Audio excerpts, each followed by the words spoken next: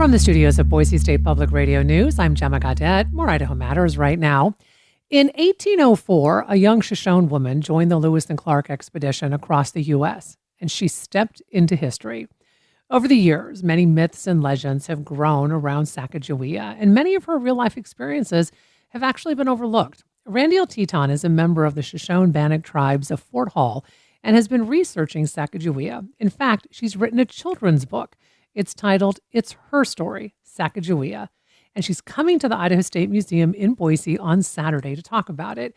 She's joining us now along with the director of the Idaho State Museum, Sarah Phillips. I want to welcome both of you to the program. Thank you. Hi, it's so nice to be here. So, Randy L., we should point out that you have a very long connection with Sacajawea. 24 years ago, you were the model for the image of Sacajawea that actually appears on a Native American dollar coin from the U.S. Mint. So how did you become her face on that? Well, first of all, I'd just like to say hello to our listeners out there. It's Native American Heritage Month this beautiful November. And, we're talking about Sacajawea, which is clearly, she is an important figure to the state of Idaho, also to my tribe, the Shoshone of Idaho, and to the United States history. This started out for me personally when I first worked for the Shoshone Bannock Tribal Museum when I was 14 years old, when I delved into researching about Sacajawea, and that door of curiosity of who Sacajawea was and what she represented to our Native American people, it followed me throughout my higher education when I pursued college in New Mexico. And during my sophomore year, I was approached by a artist from Santa Fe who actually was seeking out a Shoshone girl to understand what facial characteristics a Shoshone girl looks like, because some may not know, but there are no photos or sketches of Sacajawea that exist today. And that is a fact.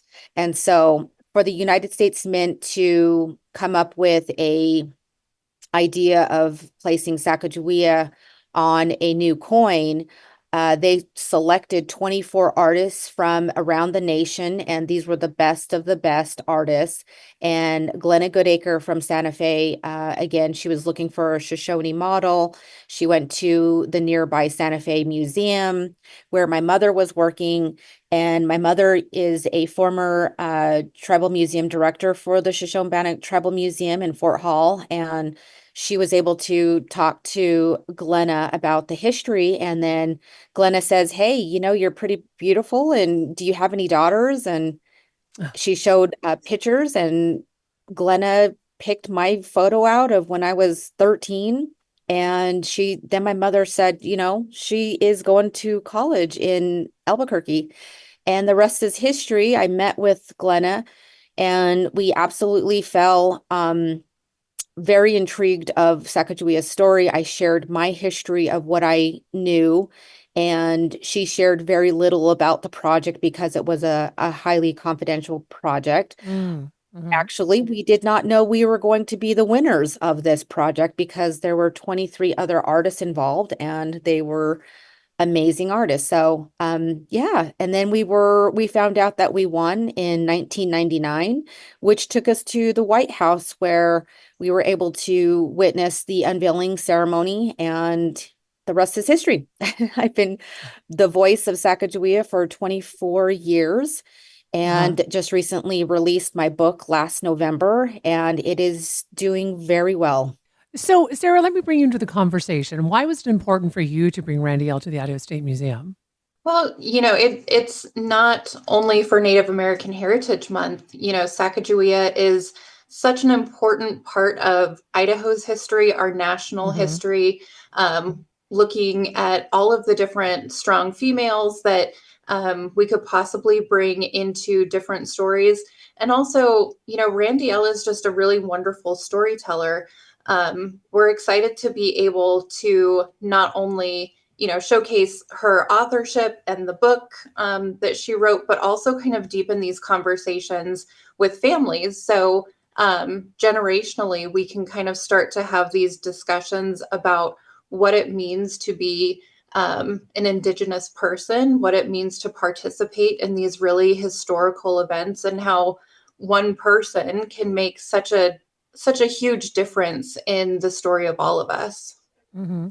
So, Randiel, let's talk about Sacajawea, because there's so much to know about her that maybe we don't know. So, give us a brief history. Well, I don't want to spoil the story. I really would love everybody to go and buy a book. If you have the capability in Boise to purchase a book or attend my presentation, that would be the ideal time to ask any question that you may have about Sacajawea. I'm going to be there this coming Saturday, November 9th, and I'm looking forward to sharing my story of Sacajawea. But in a nutshell, Sacajawea is from Salmon, Idaho. And she was about 10 years old when she was captured and stolen by one of our traditional enemy tribes, the Mandan Hidatsa. And, again, I don't want to spoil the story, but there's a lot that happens from the time that she was taken to the time that Lewis and Clark arrive in Fort Mandan and begin this 2-year journey. And keep in mind, Sacajawea was about 14 years old. I want everybody to acknowledge the fact that she was so young with a young baby. And that's why this is such a wonderful story for families to understand the heroic contributions that she made as from such a young age. And for any young mothers out there that know how the struggle of feeding your baby, this journey was really hard on her and the rest of the crew because they lost a lot of their rations. And so, these are the things that I talk about in my presentations, is understanding the true detail of what they went through during this 2-year adventure or Corps of Expedition. So, well, Randiel, I mean, when you said she was only 14 years old when she started on this journey with Lewis and Clark, my mouth dropped open because, I mean, we always knew she was a young woman. She had a baby.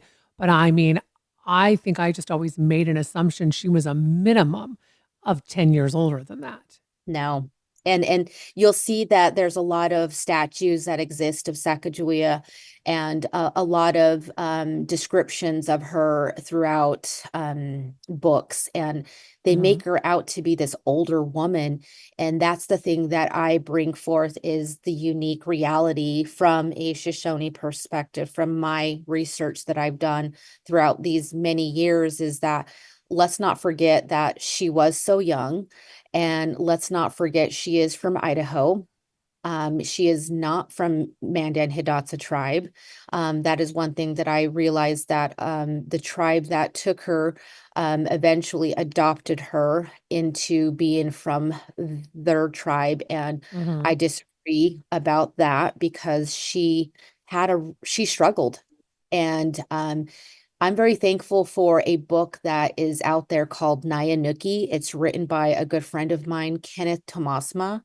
And unfortunately, Kenneth passed away, I believe it was last year. But him and I were supposed to go on a book tour together and collaborate on the stories that he wrote. And he wrote this book about Nyanuki that he witnessed and interviewed the tribal people that were alive when he wrote that book, and was able to get the oral stories of this young girl, Nyanuki, who actually was with Sacajawea at Fort Mandan, and she was able to escape. So we have these oral traditions that we have been passing down for generations, and that's what I share with everybody, is that this story that I share is from a tribal perspective. It's very unique, and you can't find it anywhere in books except for the one book that I just put out last year. So I am working on some other books as well.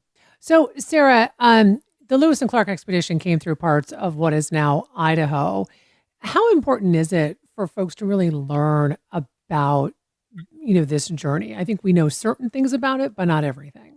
Yeah, I think it's absolutely vital for all of us to be aware of, not just the Lewis and Clark expedition, but the people who lived here before Idaho became Idaho.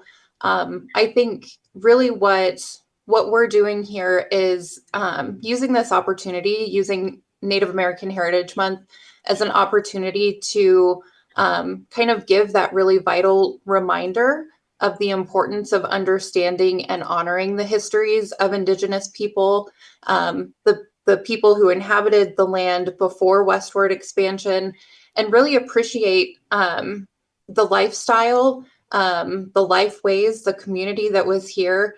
And then as we move forward in this timeline, really understand how those people, how they interacted with Lewis and Clark, and how that honestly affected American history in a way that had they gone through another part of the West, we might not be understanding things the way that we do today. So these stories, the traditions that we understand, these contributions really, I think, enrich our collective history, not just in the state of Idaho, but nationally, and can deepen our connection to this region to really understand who came before us and how they got here.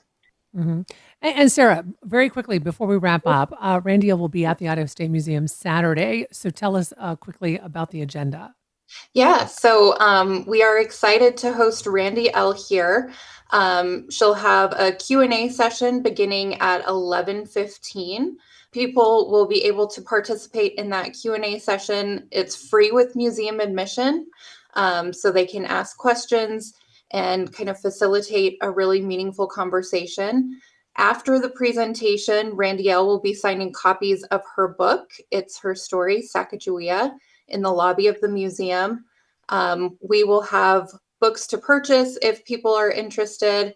And then we invite families to stick around for our Family Second Saturday activity in the classroom here at the museum, where families will get to make friendship bracelets out of the blue beads. And that really represents the strand of blue beads that Sacajawea received from Lewis and Clark at the end of their expedition, and later turned that into a necklace. So adult programming earlier in the day, and then around 12 o'clock, some family activities. So a really amazing program, and we're so excited to have Randy L. here. Well, I want to thank both of you so much for your time today. We've been speaking with Shoshone Bannock Tribe member and author Randy L. Teton, as well as Sarah Phillips, the director of the Idaho State Museum, about Teton's upcoming visit to the Idaho State Museum. She'll be in Boise Saturday to talk more about her children's book. It's her story, Sacajawea. Thanks so much for listening to Idaho Matters. Boise State Public Radio and Idaho Matters are members of the NPR network. It's an independent coalition of public media podcasters. You can find more shows in the network wherever you get your podcasts. I'm Gemma Gaudette. We'll see you tomorrow. No matter what happens in Washington, the NPR Politics Podcast is here for you. For the latest news, insights, and analysis from the election and beyond, listen to the NPR Politics Podcast.